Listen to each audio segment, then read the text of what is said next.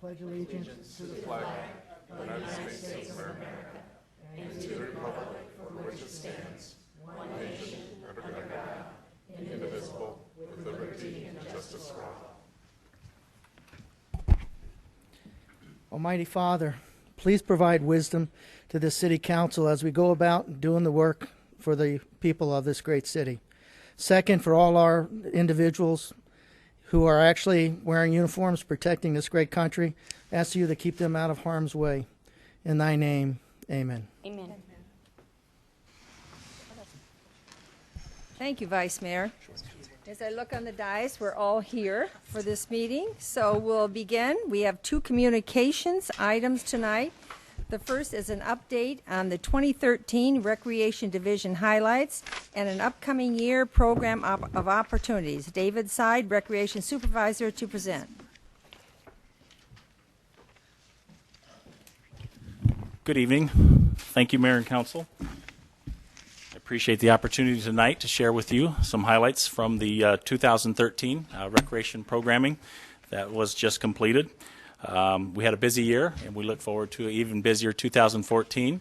I prepared a brief PowerPoint presentation to kind of steer some of the talking points that I want to share with you, and I'll conclude with some of the 2014 opportunities that we look forward to in the remainder of 2014. The first slide I do want to spend a moment on really gives you an idea of how we connect with some of the strategic goals of the organization. You'll see some familiar strategic initiatives on that right-hand side, including your quality of life, sense of community, fiscal and resource management, and economic vitality. We take those and kind of incorporate those into some of our programming principles, which you'll see on the left-hand side. So that's kind of drives most of our programming, and we want to make sure that when we do offer programs that we're touching on some of those strategic initiatives to make sure that we're kind of in alignment with the organization's goals. So you'll kind of see as I go down some of the programs and highlight them where we feel that we're making an impact to the community with regard to those. First slide here is kind of at a snapshot, kind of gives you an idea of some of the 2013 highlights. The 23,700 participants, that comes from a number of programs, special events, and all the things that we really coordinate out of the recreation office, and that totals 575 programs. So you can see we have a pretty wide range of activities and programs, and there's a number of ways that the community can participate. The next highlight, we're very excited and proud to have earned approximately $30,000 in grants and sponsorships. That kind of shows the level of commitment from some private businesses in the community as well as some of our partners. That allows us to kind of stretch our resources and make sure that we're getting the most bang for our buck, if you will. Another highlight, we did an initial summer program in Mobile. We did a Tuesday, Thursday, 2-day-a-week program in the Mobile community to just kind of get some momentum built down there, and we'll continue to work with the Mobile School District to broaden that in 2014. We do have a farmer's market back. That's up at Goodyear Community Park. That's every Saturday. So if you haven't had a chance to stop up there, please do so. Very good community amenity, and it increases the availability of fresh fruits, vegetables, and healthy cooking for the community residents. Next one, scoreboards. Working with Goodyear Little League, we had an opportunity to partner and get those installed. Very nice amenity enhancement to the fields. The kids love them, fans love them, and it's kind of good to see that effort and support put back into some of our facilities. The 21 neighborhood special events, basically anything that we do with a neighborhood draw. So we do dry heat comedy nights, we do spring fall concert series, and those type of events. You'll see the last bullet point there. 98% of our participants rated our programs either above average or excellent.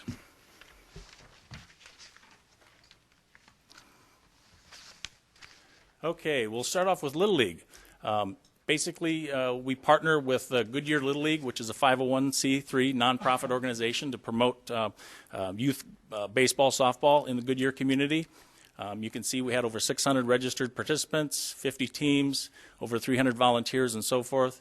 Very good cooperative effort to bring about that program. You'll see that we added a Challenger division this past year, and we hope to build off of the momentum that that program brings and hopefully expand that. We also did a Diamondbacks Fan Fest at Goodyear Community Park. We had over 400 in attendance. Basically, the Arizona Diamondbacks every year do a fan fest at Chase Field. They wanted to do an outreach this past year in 2013, and we were selected as the West Valley representative for that. So it was good to see that that was housed based on our previous working relationship with the Diamondbacks, and very successful. And kind of the highlight of the program, every Goodyear Little League team has an opportunity to play on the Major League field. So that's a great photo op. Family, friends, neighbors, a lot of people turn out for that, and it's very special to see the kids on the big league field. Summer recreation. We had 2 summer recreation programs this past year in 2013. One was the Mobile one that I mentioned earlier, and then we also had one at the Odyssey Preparatory Academy. We had 111 registered participants. That was up 25% from last year, or the prior year. And you can see some of the field trips and some of the open house things that we did to kind of culminate that year's worth of activities. Summer recreation, there's a lot of opportunity there. We feel that we can broaden our impact to the community, hopefully bring some more schools online, increase those partnerships, and have some different sites for the community to choose from to kind of reduce windshield time driving to and from. And you'll see we kind of concluded with some of the special things that we did, such as the Red Cross presentation, helmet safety, and so forth. Aquatics. That's pretty much all the pool-based programs that happen at Loma Linda Pool. We had a very good increase over summer 2012.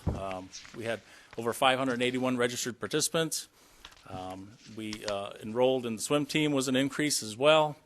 And we also were successful in obtaining the Southwest Ambulance grant of $4,000, which helps those participants who might not be able to pay the full fee. So those are either fee reduced or fee waived opportunities to gain that swim lesson, and we're real proud of that partnership, and we look forward to continuing that into the future. Lastly, we added a swim clinic this year. That was based on feedback from the participants, and we basically put that together. Very well received. It was an opportunity for those participating to enhance their skills and further practice prior to some of their swim meets. Last program area I kind of want to focus on is the active adult. So that's basically for those 50 and over. We do have some activities that are regularly scheduled throughout the month.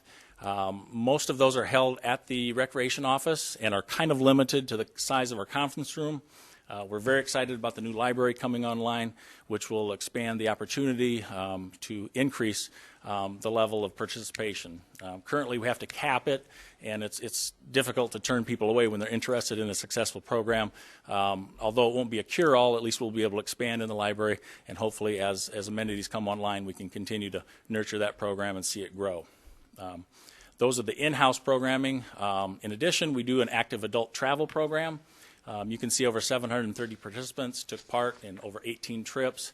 So that's a way for seniors or those over 50 to get out, participate in an activity, not have to worry about driving. They can socialize, visit with their friends, and just get out there and do things that may be beyond the community that they're used to or the neighborhood they're used to. So some of the 2014 opportunities. The first one on there, update some of the shared use agreements, primarily with the school districts. There will be actually one of those coming up later on in the meeting, an amendment to the Avondale Elementary School District, which will allow us to utilize some facilities that have been brought online since that original agreement was approved. I mentioned the multi-purpose room at the library. Very exciting to be able to program that and definitely generate some buzz around that and get some activities going.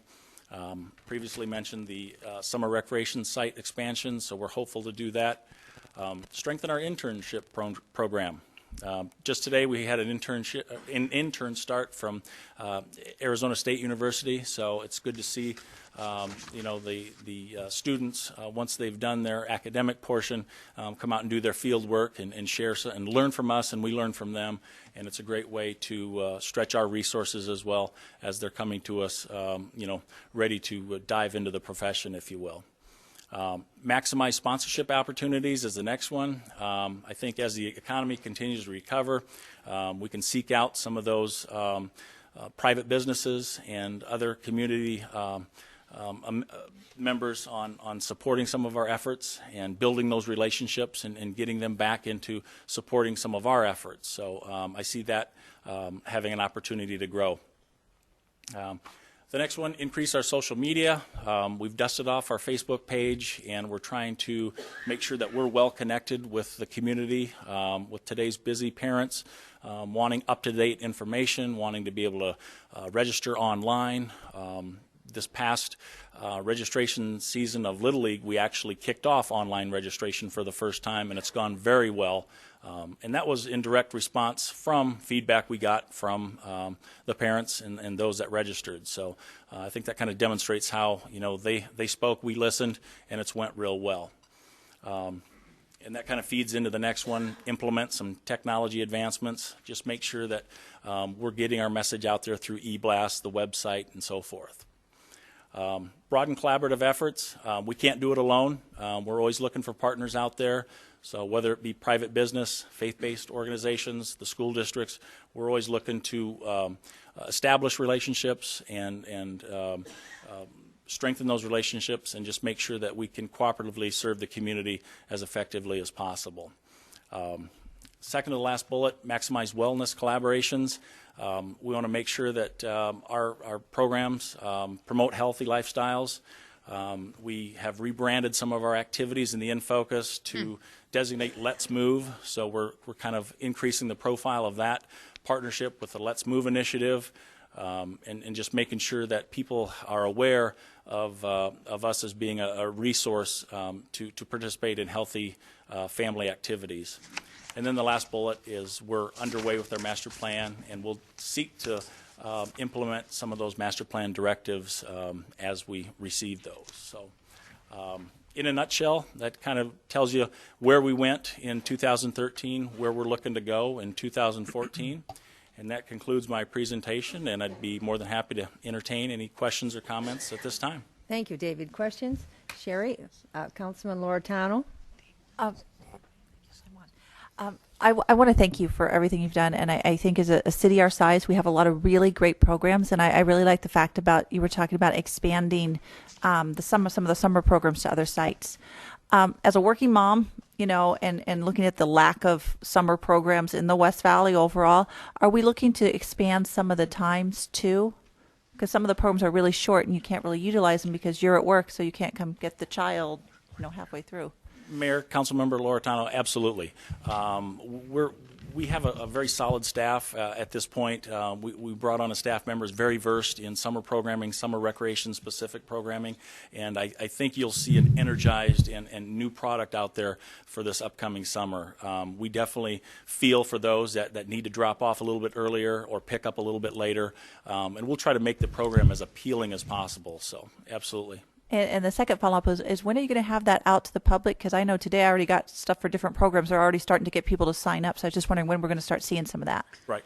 Councilmember Loretano, we will be putting out information quickly. We're still waiting on a couple confirmations on venues. We're trying to utilize those intergovernmental agreements as much as possible, which allows us to free up any rent that we would theoretically pay. We can put that back into the program as far as supplies or actually add another program. So we're waiting on confirmation of that, and as soon as we get word, we will release that and open up registration as quickly as possible. Thank you. Councilman Campbell? Mayor Lord, I'm sorry, I don't mean to interrupt, but this is a communications item. It's really not open for discussion. Okay, sorry about that. So right. I'm sorry, I should have caught it early on. Well, thank you for finally catching it. David, thank you. It was a great presentation. You're welcome. All right, so now we will recognize sponsors and winners of the Mayor Select Art Program. Gailene Ozlonski, and Arts and Culture Coordinator, will present. Gailene? Good evening, Mayor, Council. Tonight I'd like to recognize the sponsors and the winners of the Fall 2013 Mayor Select Art Competition. The Mayor Select Art Competition evolved from the vision of Mayor Lord, who wanted to recognize the talents of our students in Goodyear and support their journey into higher education. The scholarships offered through this art competition are possible because of the generous donation given by Palm Valley Pediatric Dentistry. They're located at Bullard and Indian School in Goodyear. Dr. Olga is with us tonight. Dr. Olga, could you please join me?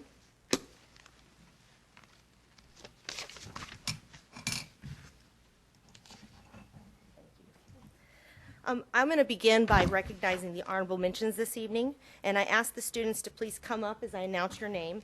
Mayor Lord and Dr. Olga would like to be photographed with you, and Mayor Lord will return your artwork with you. You can take it home tonight. Once you've been photographed, go ahead and come stand by me because we want to take a group picture too. All right, our first honorable mention is Christine Clark.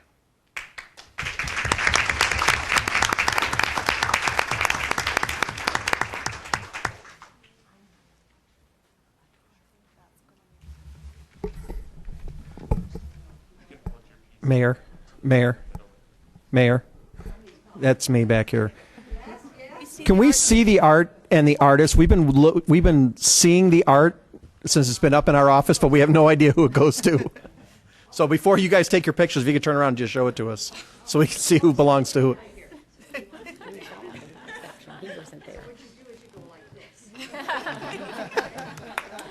Bravo. Thank you.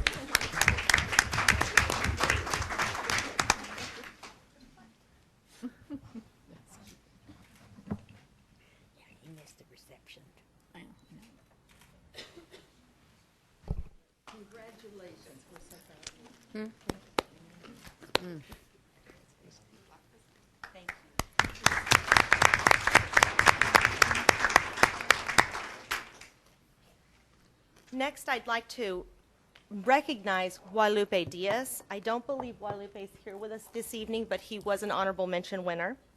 The next mention is Stephanie Lior. Stephanie, could you please come up?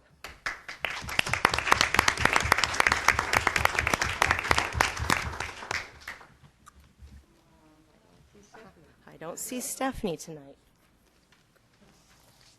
I'd like to ask Eric Bell to please come up. He is also an honorable mention for...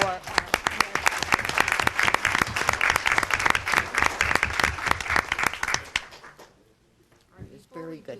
Make sure it was wonderful. Very nice.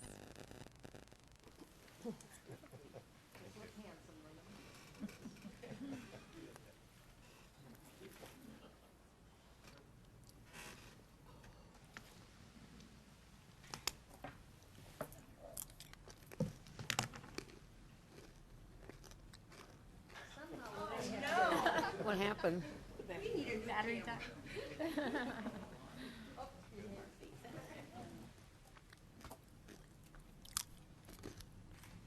Count yourself on, Mike.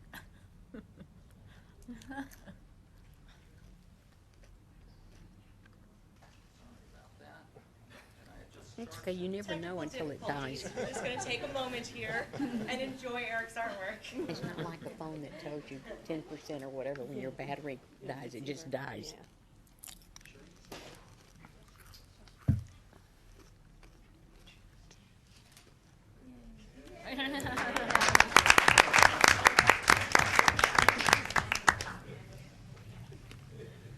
Next, I'd like to recognize our first, second, and third place winners. All these winners received scholarship money. Third place is Michael Fregon, who received $250. Michael, please.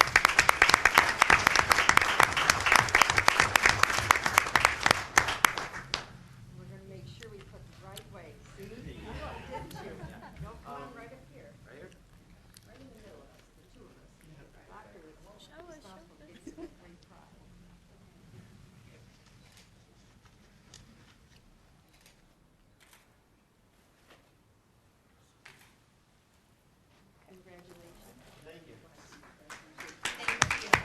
Michael. Turn around.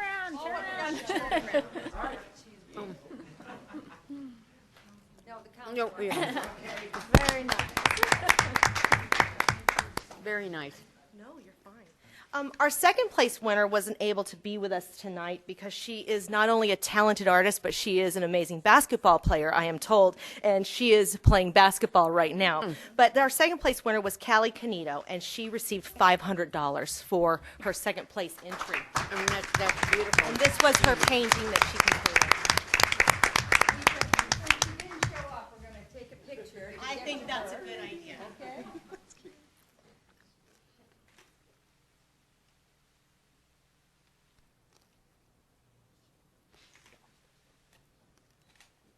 Thank you. Thank you. Thank you very much. And finally, we'd like to recognize our first place winner. Our first place winner received $750 to put towards her higher education. And our winner is Paola Vega Soto. She is a 9th grader at Desert Edge High School.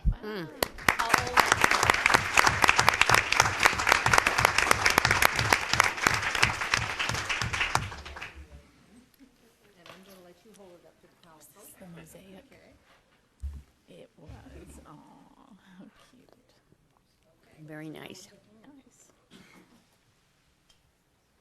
Oh, no, that's not.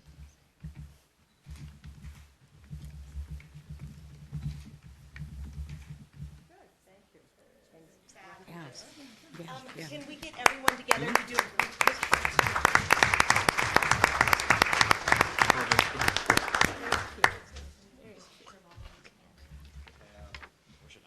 Just stand right there and then we'll just kind of group around. Go ahead and hold your artwork up so that it can be seen.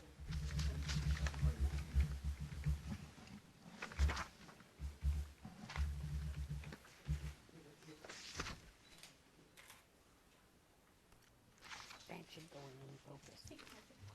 That should go in focus. Great job, everyone. Thank you. Thank you. I want to congratulate all the winners and thank them for participating. Again, we'd like to thank our sponsor, Dr. Olga, Palm Valley Pediatric Dentistry, and let everyone know that the Spring Mayor Select is now open. The deadline for artwork is March 3rd, and there are forms, entry forms outside on the table outside the doors. All the applicants this year are eligible to participate in the spring show as well. So thank you all. Have a good evening. Thank you, Gailene. All right, now is the time for citizens who would like to address the City Council on any non-agenda item. Do we have any cards? No, Mayor. Is there anyone in the audience this evening that wanted to address the council? All right, well then let's go on to our consent agenda. And will the city clerk please read consent agenda items 6.1 through 6.5 by title only? Item 6.1, approved draft minutes from a regular meeting held on December 2nd, 2013, a special meeting held on December 3rd, 2013, and a regular meeting held on December 9th, 2013. Item 6.2, adopt resolution number 14-1587, authorizing the City of Goodyear to approve the First Amendment to the Intergovernmental Agreement for Joint Use of School Facilities between the City of Goodyear and the Avondale Elementary School District number 44, First Amendment. Item 6.3, accept the dedication of an exclusive sewer line easement to outlet the future sewer line in Estrella Parcel 9.1 to the existing sewer line in Parcel 7.14. Item 6.4, accept the dedication of an exclusive water line easement to connect the Estrella Parcel 7.5 water line to the existing line in Calistoga Drive. Item 6.5, approve the acceptance of the dedication of 4 non-exclusive easements to construct and maintain drainage facilities along Estrella Parkway from LaSalle 115 Holdings, LLC, Series MPK Enterprises, in Illinois, limited liability company required for the upcoming Estrella Parkway project. Thank you. Does anyone from the public wish to remove an item from the consent agenda? Does anyone from the council wish to remove an item from the consent agenda? All right. Could I have a motion and a second, please, to approve the consent agenda? So moved. Second. I heard a motion from Councilman Stiff and a second by Vice Mayor Pizzillo. Roll call vote, please. Vice Mayor Pizzillo, Aye. Councilmember Osborne. Aye. Councilmember Loretano. Aye. Councilmember Campbell. Aye. Councilmember Stipp. Aye. Councilmember Homan. Aye. Mayor Lord. Aye. Passes 7-0. All right, great. So we'll go to the business. The first two items on business are public hearings. Since items 7.3, 7.4, and 7.5 are citizen appointments, we have decided to do those first so the families can leave if they need to. The city clerk will administer the oath of loyalty to all the appointees at the conclusion of the presentations. So let's go with 7.3. Gailene Ozlonski, Arts and Council Culture Coordinator, will present appointments and reappointments to the Arts and Culture Commission. Oh, she doesn't do that. I'm here this evening to ask for council's consideration to appoint and reappoint the following individuals per council subcommittee's recommendation to the Arts and Culture Commission. For appointment to a 3-year term are Dr. Denise Bates, Ms. Melinda Donovan, and Ms. Karen Olson, with terms expiring December 2016, and appoint Ms. Karen Cunningham to fill a vacancy with the term expiring December 2015.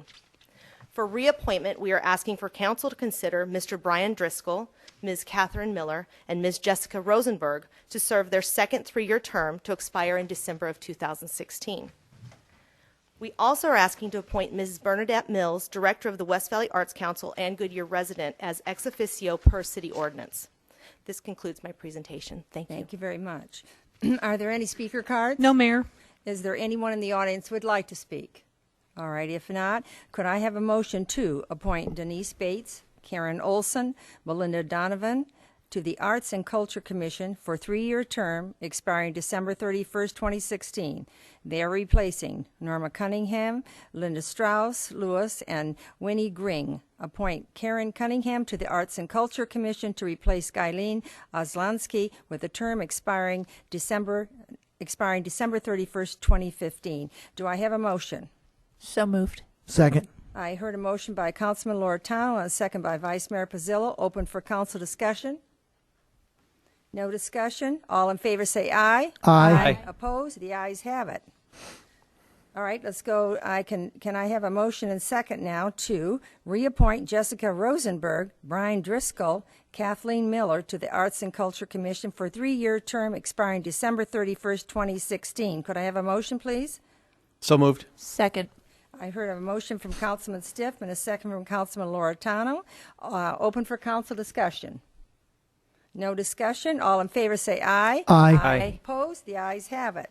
All right, let's go down. Can I have a motion and a second to appoint Bernadette Mills as ex officio for Arts and Culture Commission? Could I have a motion, please? So moved. I heard a motion by Councilman Osborne and a Second. a second by Vice Mayor Pizzillo. Open for council discussion? No discussion. All in favor, say aye. Aye. Opposed? The ayes have it. So we'll continue with this. So 7.4, Nathan Torres, Parks and Recreation Director, will present an appointment to the Parks and Recreation Advisory Commission. Nathan? Thank you, Mayor. The Parks and Recreation Advisory Commission plays a critical role for the Parks and Recreation Department. Established a little over a year ago, the Commission supports the department in strategic planning and ensuring that our programs and services and facilities meet the diverse needs of our community. On behalf of the Council Subcommittee, we're asking that you consider appointment of Karen Peters to fill an unexpired term of Alicia Prelio to the Parks and Recreation Commission. Thank you. Are there any speaker cards? No, Mayor. Would anybody in the audience like to speak? Can I have a motion, please, and a second to appoint Karen Peters to fill the unexpired term of Alicia Prelio to the Parks and Recreation Advisory Commission with the term expiring December 3rd, 2016. Do I hear a motion? So moved. Second. I heard a motion from Councilman Holman and a second by Councilman, who did the job? Osborne. Thank you. All in favor, say aye. Aye. Aye. Opposed? Ayes have it. Sorry I didn't say for discussion, but We're on. Okay, so let's go to 7.5. Our fellow new bill, Emergency Management Coordinator, will present the appointment to the Goodyear Citizen Corps Council. Our fellow? Good evening, Madam Mayor, Council. How are we doing? We're doing great. Citizen Corps Council, the purpose of Citizen Corps is to harness the power of every individual through education, through training and volunteer services, and to make a stronger, safer, and a better community for all. So, as we know here, our Citizen Corps Council has been working with VIPS, Volunteers and Police Services, CERT, Neighborhood Watch, as well as Fire Corps throughout the community. So, the subcommittee has selected Vita Elb to fulfill a 2-year commitment on the council, and we're just asking that this council, our city council, will accept her. Great, thank you. Can I please have a motion and a second to appoint Vita Elba to the Goodyear Citizen Corps Council to represent the member-at-large position for a 2-year term expiring January 13, 2016. Do I hear a motion? So moved. Second. All right, I heard a motion by Councilman Campbell and a second by Councilman Osborne. Open for council discussion? No discussion? All in favor say aye. Aye. Opposed? The ayes have it. Thank you very much. All right, now the city clerk will now administer the oath of loyalty to all appointees. Will all the appointees and reappointees please come up to the dais?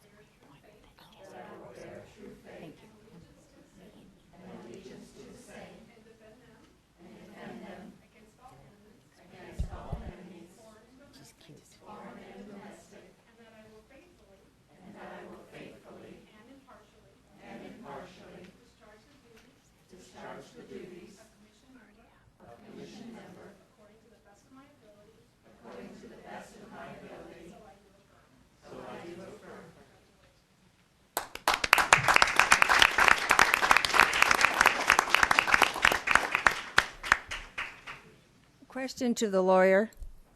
Hello. Sorry. We're, I know, still in a public meeting, but can we possibly say thank you for them being appointed? Or does that fall against the... Well, it's noticed, and it would be public comment, so yes. All right. It's just not communications. Well, then would you relay that message, please? The To my thank you. boss? I'm sorry. I said, as you as our lawyer, can you relay a thank you from the council to the people that were just that had taken oath? Why, thank you very much. We really appreciate your service. I think we can. I think we can. It's a business meeting. We can. Oh, I'm so busted. We used to could if we worked here. It was just communications. Yeah. No, we couldn't. Okay, so now back to. Still being in a public meeting, we're going to vote to 7.1.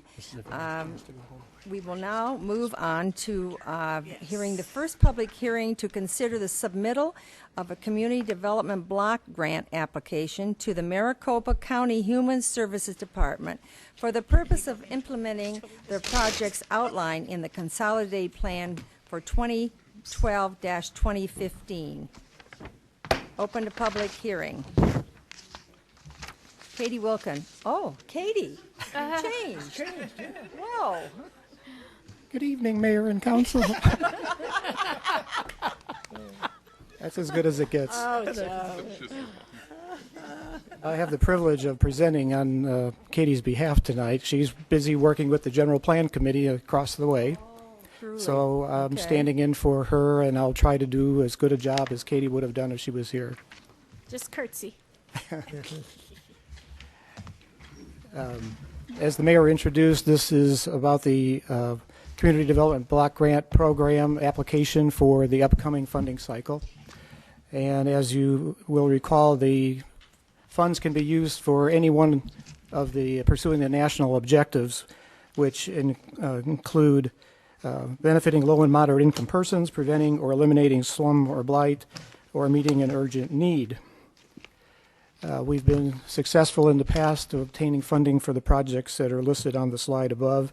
We're currently working on the historic Goodyear water lines and storm sewer project, which was funded in the amount of $598,000. It's currently in design and is expected to go to construction sometime in May or June.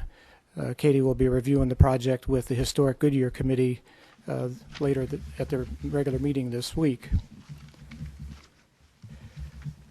The timeline, the public hearing is tonight. The deadline for submitting an application is January 15th, so we're on a little bit of a short fuse, but that is not unusual. February 26th, the county will conduct public hearing number 1. April 9th, the county will conduct public hearing number 2, and then they'll make a recommendation that'll go to the Board of Supervisors. And then if our project is recommended, we expect HUD approval in May or June, and then funds could be released after July 1st, after an IGA is executed between the city and the county. Of course, we are represented on the committee by Councilmember Holman and by the alternate member, Councilmember Campbell. Approximately $2.2 million is available for funding this year, which is about the same level as was available last year. We are proposing to submit an application that would support commercial rehabilitation in the city's redevelopment area. This is a representation of the area that's encompassed in the redevelopment area.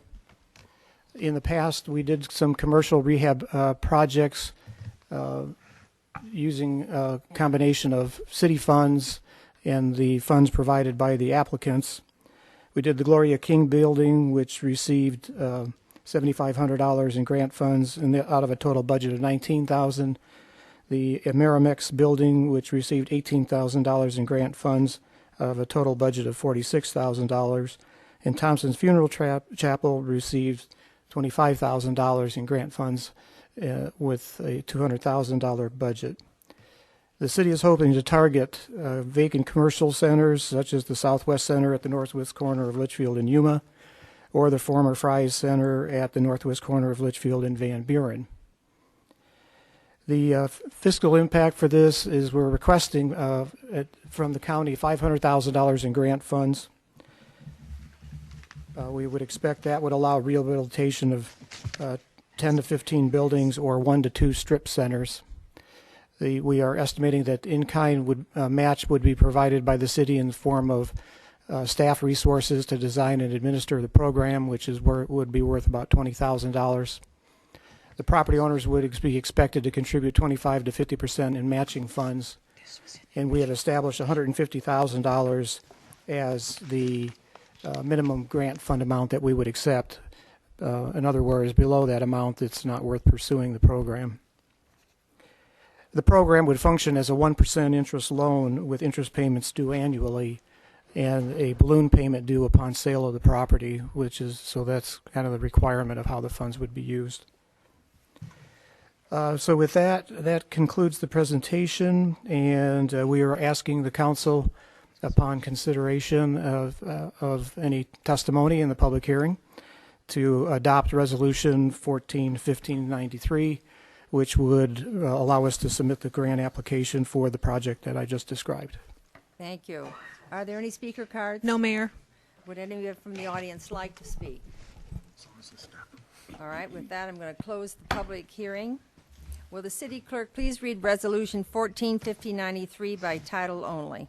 Adopt Resolution 14-1593, authorizing the submission of one application for FY 2014-2015 Community Development Block Grant CDBG program funds to the Maricopa County Human Services Department and authorizing the city manager to execute all documents relating to said applications. Thank you. Could I have a motion and a second, please? So moved. Second. I heard a motion by Councilman Stipp and a second by Councilman Campbell. Open for council discussion. Vice Mayor Pizzillo? General question there, Joe. You had mentioned there's an interest of 1%. First of all, when you put in for the project, do you have to be specific which one you mentioned too? The possible fries, and then you mentioned for those council member. Did I misunderstand? Pizzillo, those were just examples of. Oh, okay. That's not necessarily the ones that would come forward. Those were just examples of projects that could be considered. But when you put in the application, do you have to be specific with your application? No, sir. When you Just decide, the program description. okay, so when they give you the money, all right, who's going to decide which program? If, say, for example, you get a grant for $300,000. The city would solicit applications, and then we would review them for eligibility, and then try to pick the ones that promote the economic development goals and rehabilitation. Promoting the bringing up the area as the ones that are most worthy. So there's still an application process in which the owners of the property would submit and go through. That's all right. correct. Now, when you're talking about a loan, does that money have to be paid back? You had mentioned a loan. I'm not sure the mechanics on that. How does that work? As I understand, the loan would be a interest-only loan until the property is sold at any point, and then the loan would have to be paid back. The principal would have to be paid back. So grant, to me, when you think of grant, I think it's money that's given to you to do something. In this case, it's a loan, not necessarily a grant. Am I missing something there? No, that's the grant is coming from the county to us to use the money for the loan program. For the loan program. So that means once that's paid back, it goes back to the county? I think the money can be used over again. You can continue it within the program. So that money, that cash stays with the city at that point once it's paid, and you can use it for other things? That's my understanding. Okay. Again, that's for me for clarification. I'm not sure how the actual mechanics of that works. So just in recap, it could be any project. They still have to go through an application process, not necessarily the two that you mentioned. It could be something other than that. Once it's approved, then the city would, I imagine it comes before council, and the city would make that award? The council would make that award? I'm not sure exactly in terms of the program details, so I'm not sure I can answer that question.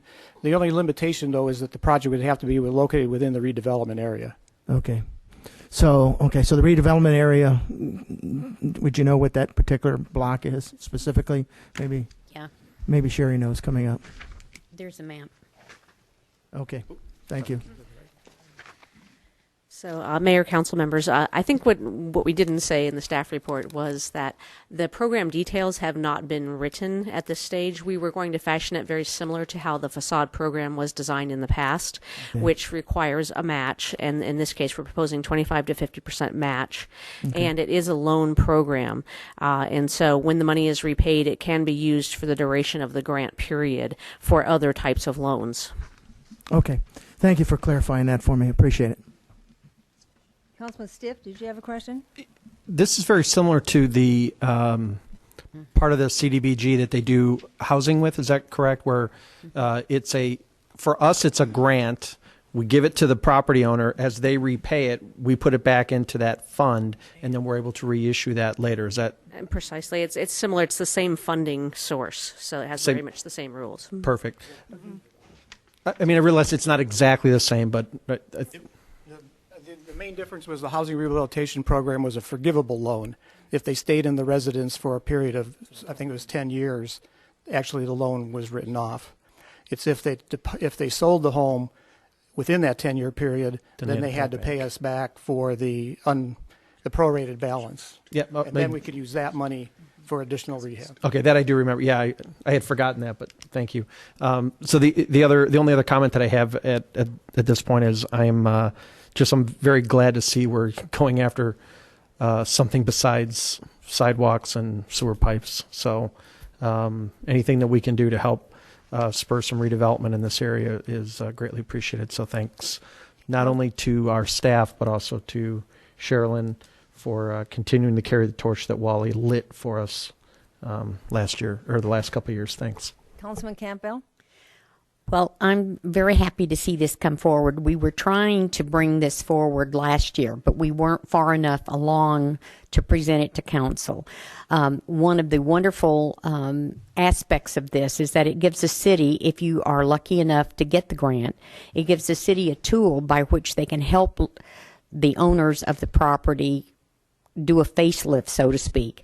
And I know we have several areas within our redevelopment area that needs help or a new look, an updated look. And I just hope that we are successful. But of course, we have to keep in mind we'll be competing with all of the other cities that make up CBDG, and we'll have to debate whether ours is more in need than others.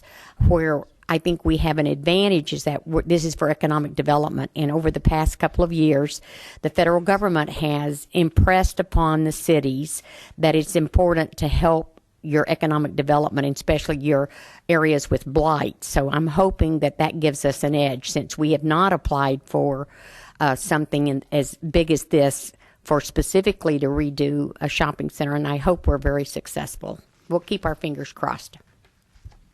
Any other comments? Oh, I just thought it was I'm sorry. Councilman Osborne? I thought it was a grant situation where it was a match by the commercial. I never knew that it was just a loan per se for the whatever entity was going to use it. So it'll be interesting to see time frame, how long the loan is available for the people. I mean, to repay. You said a 1%. For the duration of the grant, there'll be a 1% interest. What is that, and what is the duration again? So typically a 3-year cycle of the grant funding, but when we get the terms of the program laid out, we'll be back to council immediately here over the next few months to refine some of that. So we'll have a fairly decent discussion about how the selection process occurs, and of course the things that are eligible similar to the facade program, such as awnings, signage, landscaping, parking lots, entryways, everything exterior to a project. But we want to define kind of that criteria more tightly for projects. Any other questions? Roll call vote, please. Mayor, I apologize if I might interrupt. We had two different numbers on the presentation. The actual grant minimum was $200,000, and the presentation said $150,000 that we were interested in pursuing with the county. So I just want to be clear that the grant application said $200,000 minimum.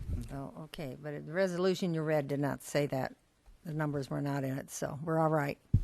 Okay? Thank you. I'm sorry for interrupting you like that. So are we ready? I see him thumbing through something, so. Are you looking for something, Mr. Schmidt? The resolution does not mention. Yeah, I don't see it here, so I'm going to make that assumption. Okay? A roll call vote, please. Councilmember Osborne? Aye. Councilmember Loretano? Aye. Councilmember Campbell? Aye. Councilmember Stipp? Aye. Councilmember Holman? Aye. Vice Mayor Pizzillo? Aye. Mayor Lord? Aye. Passes 7-0. All right, great. Thank you very much. All right, let's go to 7.2. We will now conduct a public hearing to receive a citizen's comments on the city proposed infrastructure improvement plan and land use assumptions as part of the development fee process. Public hearing open. Bob Beckley, Deputy City Manager, to present. Thank you, Mayor, Council. Tonight, Larry Lang cannot be here, so I have to do my best impersonation of him to introduce our speaker and give you a preview of this item.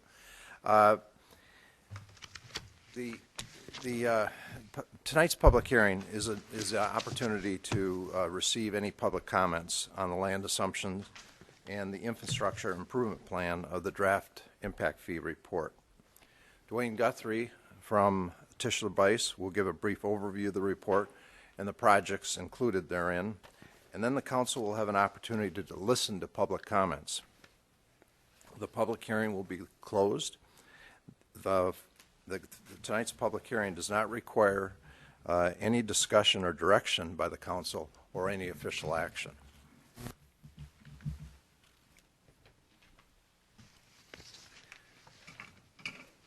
This overview, this overview shows the entire adoption process schedule.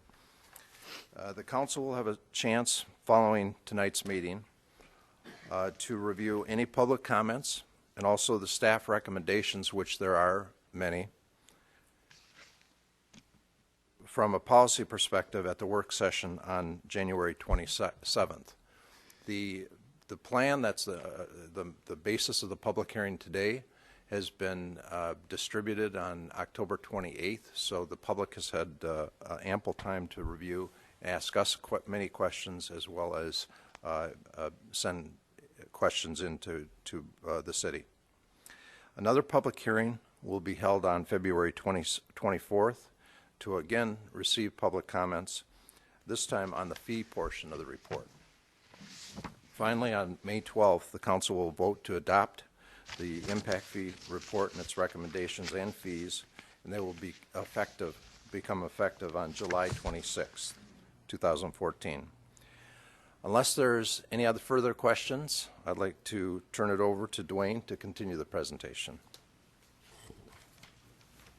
Council members, we won't take up much of your time tonight because the purpose is to hear other people talk, but I do want to highlight a few things for you that have been decided and to kind of give you an update on some of the current thinking. You know, we've been going through this process now, working with stakeholders, having meetings in other communities, and so we have made some changes and we want to highlight those. Basically, go ahead, next slide, please. Next slide talks about the demographic areas. Who's got it? You do. Yo, sorry. Gotcha. Didn't know how we were doing it. One of the issues is the large geographic area, and you heard in the previous work session about transportation planning that we do expect development to the far south of Pecos in the long term. But remember, we're a short-term process with the development fees. So we're looking at development in the north, central, and south area as shown on the map on the left. One of the things that's changed since we talked back in October is that now we're thinking of two service areas for fire. So the north of the river will be one service area and south of the river will be another. We haven't crunched the numbers yet, but that'll probably make the fees higher south of the river because there'll be less development to spread the cost of that fire station over. But we will be recommending that change. Also, based on the legal constraint of direct benefit for libraries, we're going to recommend that that be pulled out of the IIP and not be a part of the development fees. One of the reasons for that is if we were looking at a library south of the river, so again, it would be less development to help pay for that, and it would be the development fees would be paying for a very small portion of the library, so it probably does not make sense for us to leave that in the fees. Land use assumptions are pretty much unchanged since our meeting back in October. This is just a summary slide in words of all the different cost components and the types of infrastructure that we're looking at. And like I mentioned, we're probably going to pull the library out of the proposed development fee study. Some other changes on Parks and Recreation. One of the things that's happened as a result of trying to work through the interpretation of the law is that we are going to be recommending a fee for non-residential development to help pay for parks. We have a proposed methodology. It looks like the non-residential development will be paying for about 11% of the cost. We have, again, and after you have your work session, we'll be having a new report to you that will have specific amounts. So after we spread that 11% out over all non-residential development, we're hoping that on a cost per 1,000 square foot basis, it'll be very low, but it will be in there. We're also changing the strategy, probably going to only recommend one park instead of two. The cost factor might have to change. That's the $24 million. It was from the previous presentation. And like I mentioned, another interpretation issue is on recreation facilities. The law doesn't specifically say trails are okay as part of the development fees. The recommendation from the legal staff is that rather than risk a lawsuit, we will probably take a conservative approach and pull trails out of the impact fees. Not every community is going to go that route. Just want to point that out. So it's not clear cut. One of my other clients, Gilbert, I think is going to they're willing to leave it in and see how it goes. But I think the better strategy is that there are going to be a laundry list of things that need to be clarified in the development fee enabling legislation. And so hopefully we'll go back to the legislature and get that clarified, and then we'll know for sure whether we can have trails as part of the fee. But the recommendation for the next few years will probably be no trails in the fees.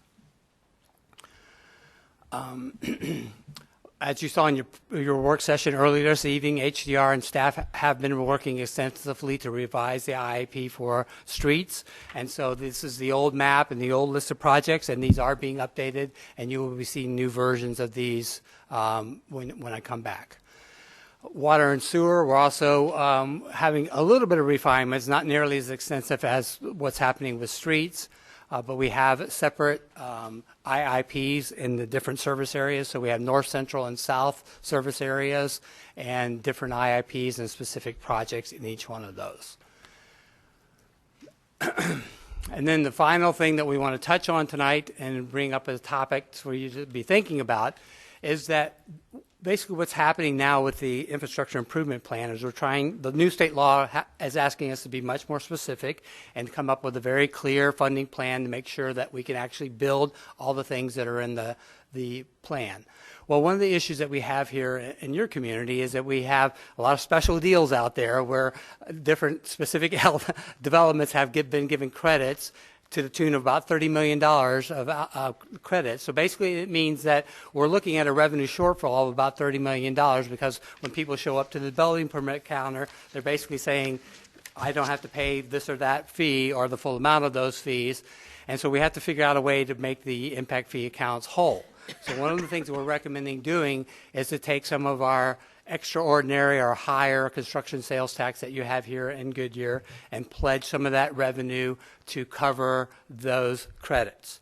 So we're looking at the specific dollar amounts, as you see on the last bullet point. This coming fiscal year, you're looking probably at $6 million in construction sales tax revenue, which would be sufficient to cover the average annual amount of those credits. And so I think that's going to be part of the revenue strategy that we'll be talking about in the next version. One of the items that's in the IIP, the Infrastructure Improvement Plan, has to be this forecast of revenues, and so you'll be seeing more detail in that next version. But this is one of the features that we're going to probably be recommending. So that's my presentation. I can answer questions, but again, the primary purpose is to listen, and then if you have questions, fine, but we're not making any decisions tonight. Thank you. Great, thank you. Okay, with that, I'm going to, let me see. First I have a speaker card. Thank you, just remind me.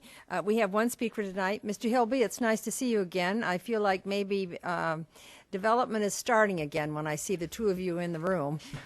So it's a very good sign. So, yes, thank you, Mayor, go ahead. and members of the council. My name is Bruce Hilby. I live at 6021 East Carnation Circle in Phoenix. My partner, Dick Wilson, is in the audience here as well. Mr. Wilson and I have been invested in Goodyear since 1973. We've been in the land investment and development business here. Back in the 80s, we brought you the Estrella Mountain Ranch, which we did through a swap with the BLM from some property we purchased up in northern Arizona and swapped it for what's now the Estrella Mountain Ranch property and brought in Charles Keating to get that developed. Since then, we've been working primarily on canyon trails up and down Cotton Lane mainly. That was a 2,000-acre tract of land that we assembled over 20 some odd years and brought Continental Homes in, again Continental, to develop it, and later have brought in other builders and commercial developers. We've been involved in every master plan, general plan development, and development fee impact studies since the 80s and served on any number of committees.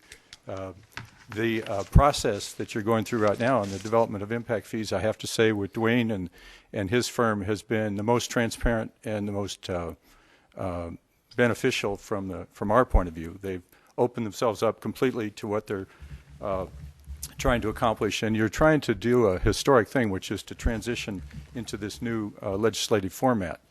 And we do have a couple of comments which we've shared with Dwayne on the process and on what we've seen so far, and I think these are going to be very important in order to meet the spirit of both the new statutes as well as the constitutional requirements that any kind of an impact fee be related to the beneficial use or the benefit to the people paying it.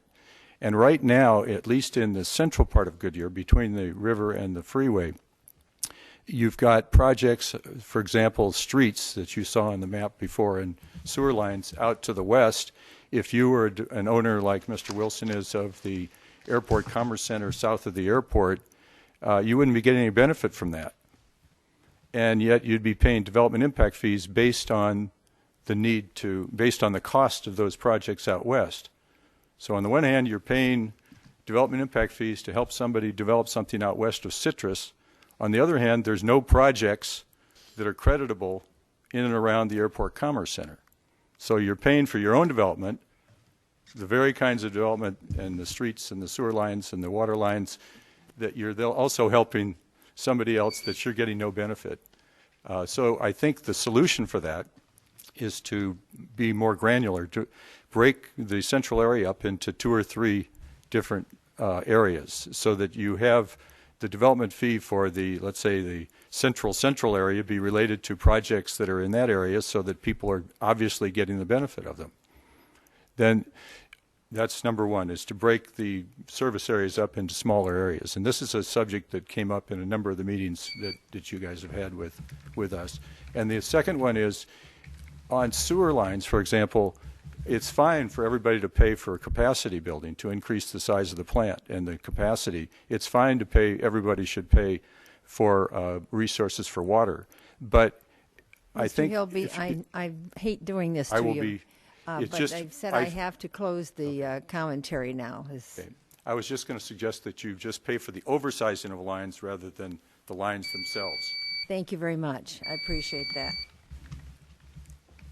Mayor, are all of our speakers only going to get 3 minutes? We're still in a public meeting. Okay. Yes, the rules that were adopted is 3-minute limitation. That hasn't changed. Now, we've had this discussion before, so if council has specific questions related to what that speaker is talking about, even though this really isn't, there's no item or anything on the agenda for general comments, but if you have questions with respect to specific comments that Mr. Hilby made, that would be within the spirit. You can ask him. Public meeting, and they can continue asking questions if they want. Is that what it would probably be in the public? No, it'd be in the public hearing process because it's just getting clarification of what he's asking. I think. Okay. All right.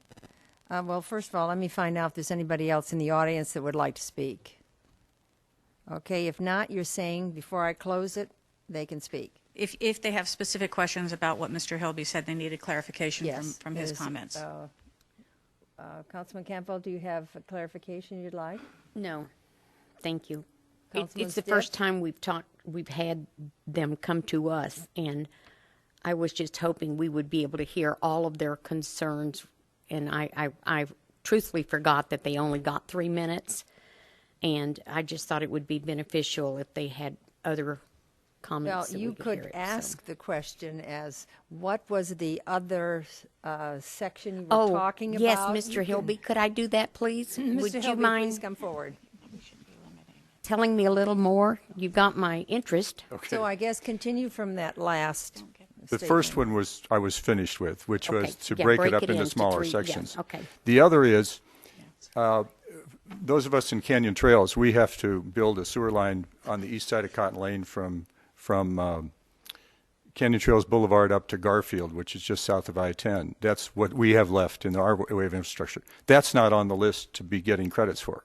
So our future developers are going to pay for that line, but also pay development impact fees to pay for sewer lines that are out west of Citrus. Those people will not be paying for our line, but will be paying for theirs. So what's the solution? Put all the lines in. That's what we used to do. Yes. But there's some new laws that make that difficult. This IIP, I don't even understand it quite, The or unintended IPP, whatever it is. consequences, Yeah, yes. you can't put it in unless you're going to get it built. Before you just said, okay, all the streets, all the sewer lines, all the water lines. Well, now they have to be very strategic in which ones they put in. Okay, so what's the solution? Well, maybe you say, okay, if we all feel comfortable paying impact fees for things like water resources and expanding the sewer treatment plant, because that helps everybody. Why not just pay for the oversized lines, the share of the line that's helping the other people? In other words, if it costs $2 to build a 10-inch line, and that's all you need for your development, you pay for that. But if it's a 30-inch line because it's helping everybody in town and you're the one that gets to build that one, well, you get credit for the difference. Let's say it costs $10 to do the 30-inch line. So you get the difference. That's what's creditable, only that. Okay. And that's a way of solving it, maybe for the water lines as well. Okay. Yeah. Excuse me, Councilman Osborne. Is it possible for you to put your concerns in writing so that we can all? We've sent get the that? email to Sherry. I appreciate that. Yeah, I just thought it might be helpful to get it in front of you on Yes, tonight. thank you. Councilman Stipp.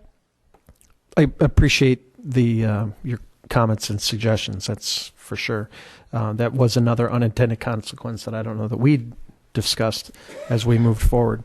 My questions are a little bit more generic, I think, in nature, and I don't think this is the right time to do that. No, there's going to be a work session where the point of this meeting was to have the public hearing, which is required by the new impact fee statutes, open it up for public hearing, get the comments. We'll have a work session where you'll all be able to kind of hash it out. We'll be coming back, staff will be coming back to you with some recommended changes based on what comments they've been receiving, some comments from, the attorney's office. So you'll have that opportunity to revisit this issue in a work session before anything final is brought back to you. So that would be the more appropriate time to have a more general discussion about this matter, because there's no action item before you at this point. It's just the opportunity to hold the public hearing, take public comment, and I think that work session is scheduled for the 27th.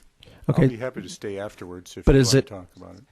Is it appropriate to say this is what I'd like to see in that work session based on the information that was presented tonight?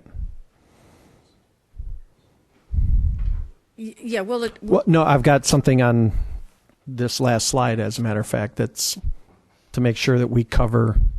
sure, that would be fine. That's where I'm going. Yeah. Okay. So on this last slide regarding the forecast of revenues, please make sure, because this is the first time we're obviously seeing this, make sure that we have a full amount of detail ahead of time, if to whatever extent that means, but to just kind of walk through how staff and our consultant would view this, how we would pay for this, kind of maybe even an example might be helpful to explain it, because I'm seeing a couple of different options in here, so I'm not sure that I'm quite getting it, and I know we don't want to go into detail tonight. So I think for the future of that. The other question that I had that was kind of fairly generic about the whole process is, if it's not in the IIP, it can still be built under a specific development agreement with whoever that person is. Is that not correct? So this concept of I need to build a 10-inch sewer main down Cotton Lane, but the 3 developers that are going to build down Citrus need to put in a 10-inch main on their own, and it's not in the plan, doesn't mean we can't build it. Those 3 developers are going to end up, through a development agreement, are going to pay for it. Is that not correct? Correct. You could still have two-party agreements or multiple-party agreements to cover infrastructure improvements, pioneering agreements. But if somebody wants to be repaid or reimbursed from the development fees, that's what will have to go actually into the IIP. Mm-hmm. So that's what complicates it. Okay, so then I think for the work session, I'd like to see something to the effect of, is the suggestion tonight on getting these, I'll build the bigger, is that workable? I'd like to know an answer to that. I think during that work session, at least I would. Thanks for entertaining that. Any other questions? Councilman Osborne? Could you explain again this bullet about Goodyear can make a legislative policy decision between the difference between the construction sales tax and the general sales tax? Can you help me out with Sure. that? The legislature is basically saying you have to forecast the revenues, but they're not telling you what you have to do. It's still a plan. It's your revenue strategy for how we're going to pay for all this stuff. You don't have to have development fees. You could pay for it all out of taxes. You know, that's the two ends of the spectrum. So they're just saying you have to basically consider the alternatives and make a plan for how you're going to pay for everything. And so it doesn't say you are one of the few communities that has the extra high excise tax, and so you qualify for what the legislature has a little phrase, a required offset. So you have to address that and decide what you're going to do because you have the higher sales tax. It doesn't really say what that course of action is going to be, but you have to meet that requirement of projecting what the revenues are and making a plan for how you're going to spend it. And it's clear that they're saying, in your case, because you have the higher construction sales tax, it is a required offset. So we have to figure out what that means and be very specific on how we're going to do that. But there's only a few communities, but you're one of them. So, Thank you. Vice Mayor Pizzillo? Just a clarification on that. Are you saying for every dollar, and I'm just trying to get my hands around it, for every dollar that when the permit is paid and whatever fee happens to be, are you saying we've got to figure out what construction sales tax will be generated from there and give them is that okay? No, it's not a case-by-case basis. This is a general revenue credit that's built into the methodology of the fees. So this is across the board. This is more of a funding strategy, legislative policy kind of decision, not a specific development decision. And just to be clear, these are site-specific credits that are already in existing development agreements. What we're trying to suggest, based on our experience in other communities, is that generally under the new impact fees, starting in August of this year, it's probably going to be better for you to do more specific development agreements. So if there's something in the IIP that a developer is building, you're basically going to treat them like a contractor and pay them back. So it's a little change in how we're going to conduct business, but that generally works better when you have a more specific IIP. So that's, again, part of that transitioning things that Mr. Hilby was talking about, that it's different from the way we did things in the past. So we just have to work through how we're going to do it. Everybody satisfied? Any other questions? All right, well, then I'm going to close the public meeting. And now let's move on to our agenda item 7.6, the First Amendment to the amended and restated development agreement for Amber Meadows. Sarah Chilton, you're playing double duty tonight, huh? Yes, I am. All righty. Our city attorney, assistant city attorney, to present. Mayor, Lord, council members, if it is all right with you, I will have the same presentation for the next two items. All right. They are both first amendments to the amended and restated development agreements for two West Goodyear properties. They are exactly the same, so there's no reason to have two separate presentations. Okay.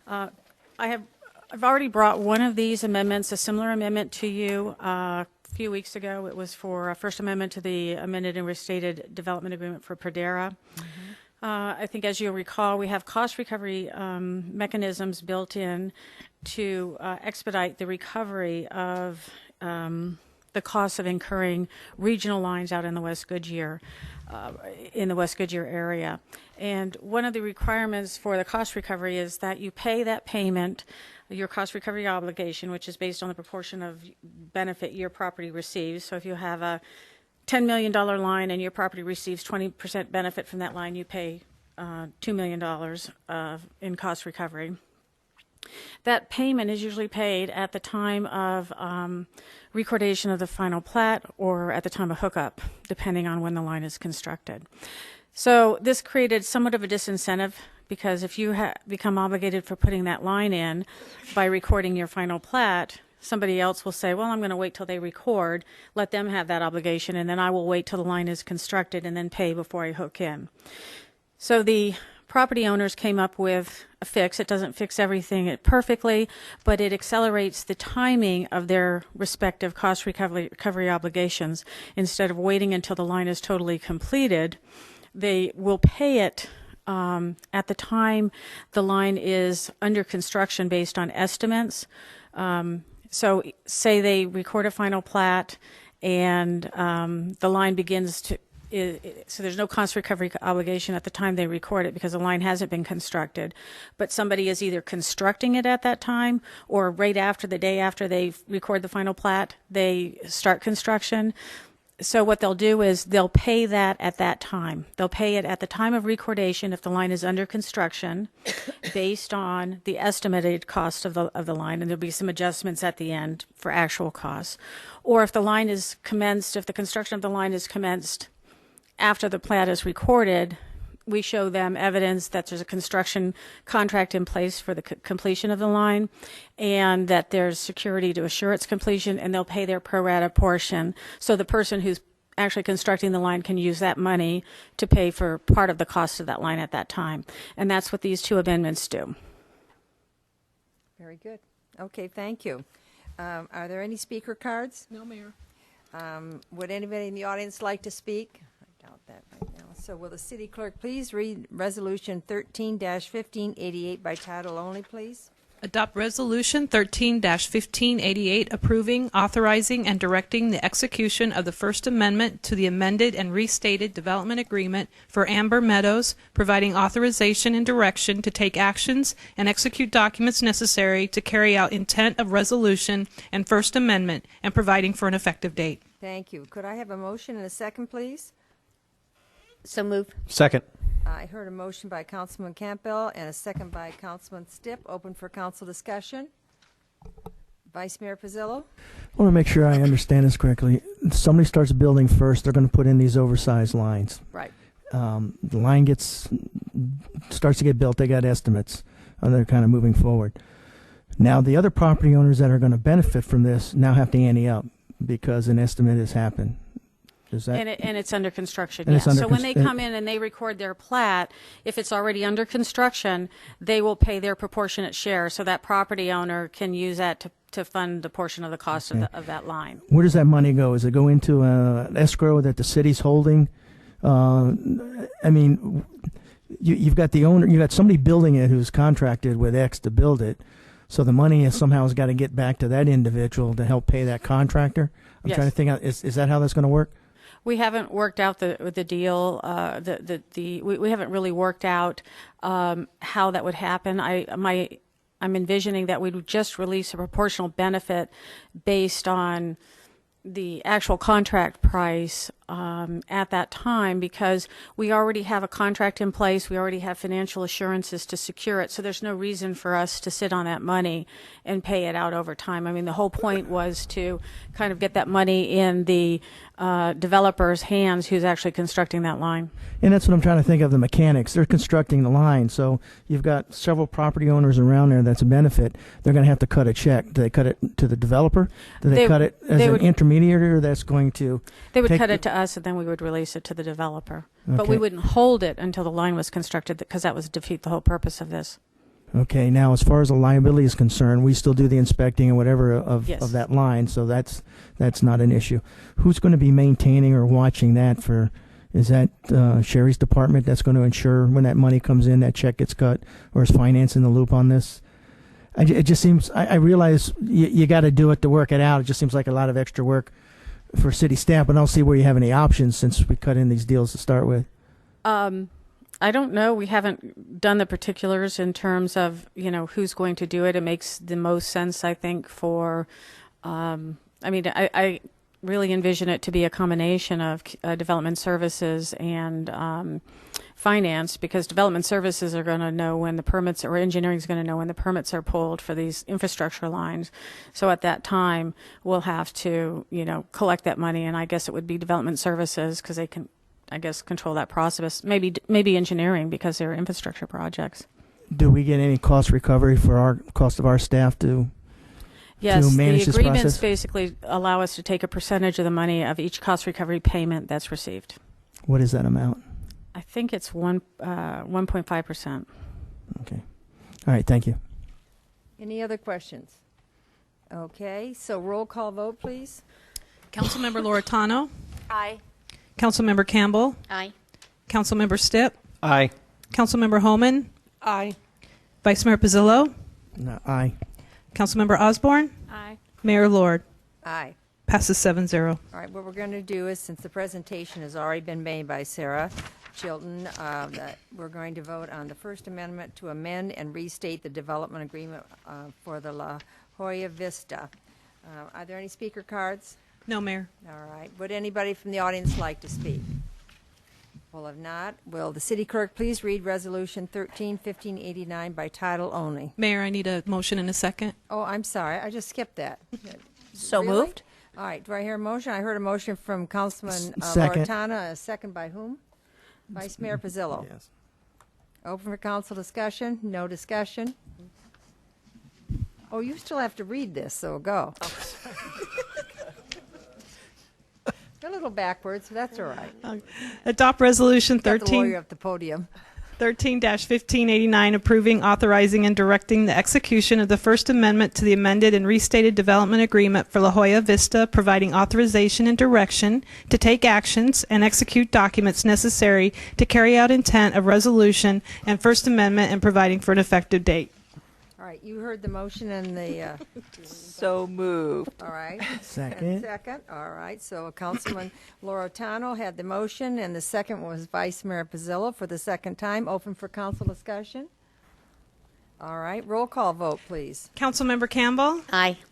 Councilmember Stipp. Aye. Councilmember Homan. Aye. Vice Mayor Pizzillo. Aye. Councilmember Osborne. Aye. Councilmember Loretano. Aye. Mayor Lord. Aye. Passes 7-0. Thank you very much. Okay. So now we're going to go council comments, accommodations, reports. Councilman Holman. Yes, I would like to, it was alluded to earlier, but I would like to reiterate to a point, and that is with the CBDG funding.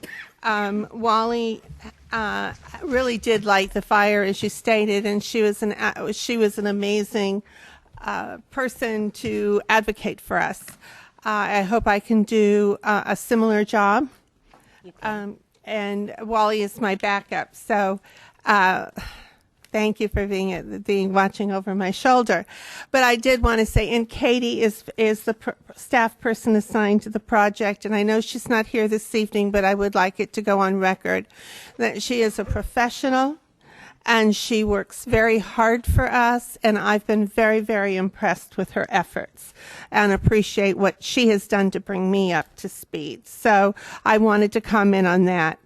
The other thing I wanted to say was this afternoon we had a tremendous opportunity to celebrate with Buckeye, their transition to the city of Buckeye.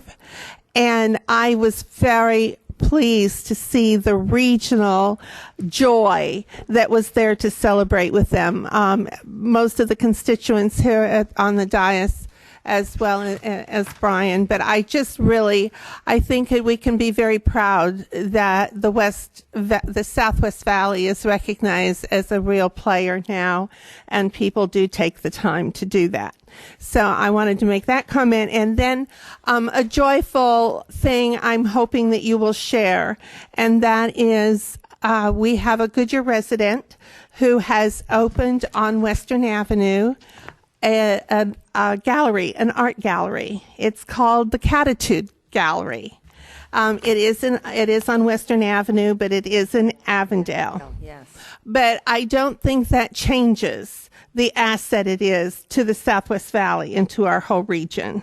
And I kind of wanted to give you a heads up. She is going to be having an invitation only, in which many of the people in this room will be invited to, on February 22nd in the evening. Don't everybody gasp, because I know that is a Tale of Two Cities Day, but it will be that evening. And I hope that many of you will be able to calendar that and celebrate with us.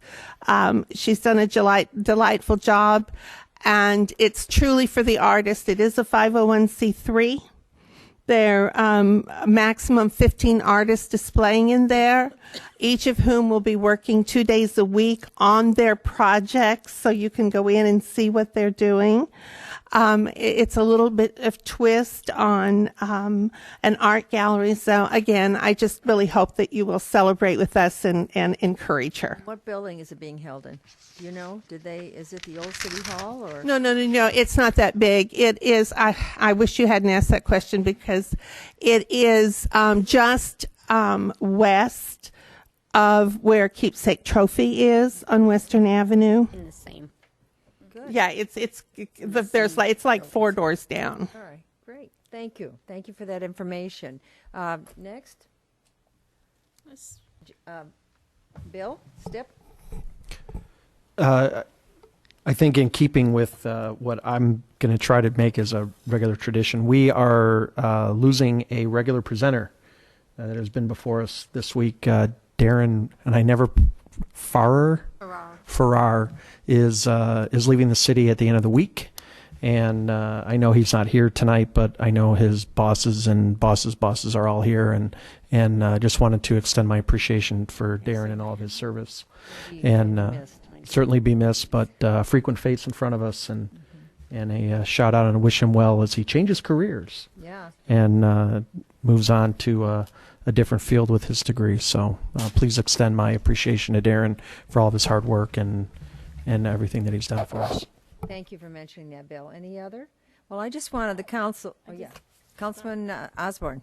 Just wanted to let you know one change that's occurred at the chamber. And for years, there's been a committee that's called BRATS, and that's been business retention and tourism. It has divided in two, and now it's going to be 2 separate committees that will focus. One is completely on business and retention, and the other is on tourism. And I just thought I'd let you all know that. I will be on the tourism side, but wanted you to know that the chamber had done that. Good, thank you. That's good information. I attended a number of things, but the one thing I just want to let you all know, the El Rio Watercourse Master Plan is back. And we had a workshop with all the cities, so that's good news. So, yeah, there'll be more reporting on that, and then I'll just turn these in to you, the different activities. So, City Manager, it's your time. Mayor and Council actually do not have updates tonight. There are follow-up items that were addressed during the work sessions, so we will be doing that, and so I won't go back through those again, but those were brought up and noted. But if there's anything specific from Council, be pleased to get any other direction at this point. Okay, so no, that's great. So does Council, do you have any inquiries? All right, I'm glad to hear that. The next meeting is a special meeting, a regular meeting on January 27th, beginning at 5 o'clock. So no further discussion, meeting adjourned.